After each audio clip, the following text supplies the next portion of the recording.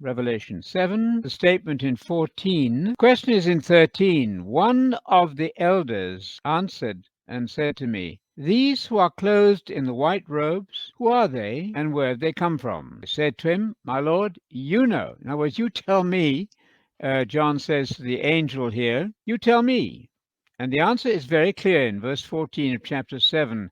These are the ones who came out of the great tribulation, and they washed their robes, made them white in the blood of the Lamb. And so they are before the throne of God, and they will be in the future. They serve God day and night, and he who sits on the throne will spread his tabernacle over them. These are the people come out of the great tribulation. A part of this 144,000 from all the nations, would be all the Gentiles, and the ones from the tribes of Israel, of course, are a separate group. So what you got here is Jews. We would call them Jews. If you name the tribes and you say they're from the tribe of Judah, they're the tribe of Simeon, and so on, I would take that to be literally Jewish people, ethnic Jews. But then you have a great crowd also, a great multitude from every nation. In verse 9, every one of the tribes of all the world, the people's tongue standing before the throne. So you've got two classes of people here, and then the question is asked, who are these? Where did they come from? And the answer is very clear. These are people who came out of the Great Tribulation. Now, that's a fixed item in the Bible. Jesus spoke in Matthew 24 and Mark 13 about the Great Tribulation. Now, he's not talking about the tribulation that every Christian goes through. You'll find that mentioned in Acts 14:22, which says we shall enter the kingdom. Finally, that's our goal, is to enter the kingdom of God when Christ comes back. And it's going to be through much tribulation that we do that. So you expect to have troubles and difficulties in your Christian life through much tribulation. That's a general statement about trial and tribulation. But this section in Revelation 7 is about a unique time of great tribulation that lies in the future to us. It's not going on now. You cannot be living in the great tribulation now. That's impossible. So what is this great tribulation? I'll just refer to the fact that Jeremiah 30 and 31 speaks of a time of Jacob's trouble. There's going to be a very great time of extreme tribulation for the nation of Israel, what we now call Jews, and particularly in the land of Israel.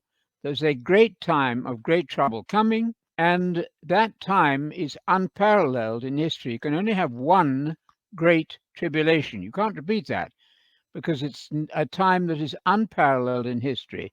It lies in the future, just before the second coming.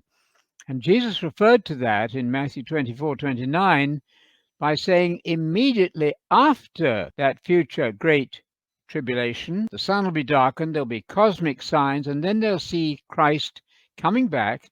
He's coming back to establish his kingdom worldwide, and that will mean a completely new era of world history. So you have Jews who come through that great tribulation, and have multitudes of other nations who go through that same time, and they eventually come out of that time, and they will be finally saved when Christ returns. So that's who are the great multitude are. They're part of the numerous people who will be going through that future great tribulation. I stress in Matthew 24, verse 29, it says immediately after the great tribulation of those days, immediately after. So this event was not in AD 70, not at all. If it had been in AD 70, Christ would have returned then, and you know he did not. So let's be quite clear that the Great Tribulation lies in the future to us just prior to his return, and it will be immediately after. That's a verse to write down in your notes all the time, Matthew 24:29, immediately after that time of unparalleled Great Tribulation. And in your notes, you also want to take then Daniel 12, verse 1, which solves most problems in issues of the future. Daniel 12, verse 1 says, at the time of the final anti-Christian person who's called the King of the North, it says that the angel Gabriel will get up, and there'll be a time at that time now, not thousands of years one way or the other, at that very time of the Great Tribulation, then following that will be immediately the resurrection of the dead. Do by all means learn Daniel 12, verse 1. At that time is repeated 3 times there. At that time. That should tell you then that these events are not separated by thousands of years. At that time, we will have the resurrection of the dead. We'll have the end of the Great Tribulation. And that end will come when Jesus intervenes to put an end to an insanity of trouble and tribulation, even worse, may I say, than we have currently.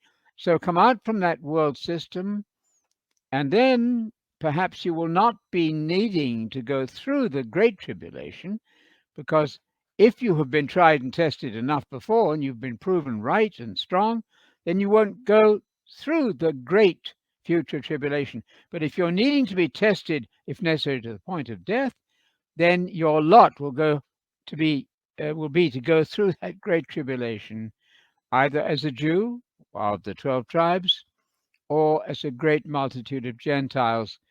Those who come out and through that great tribulation successfully will have proven themselves fit to inherit the kingdom of God. And that's the biblical language. Nobody goes to heaven when you die. In the Bible, that's a completely foreign idea.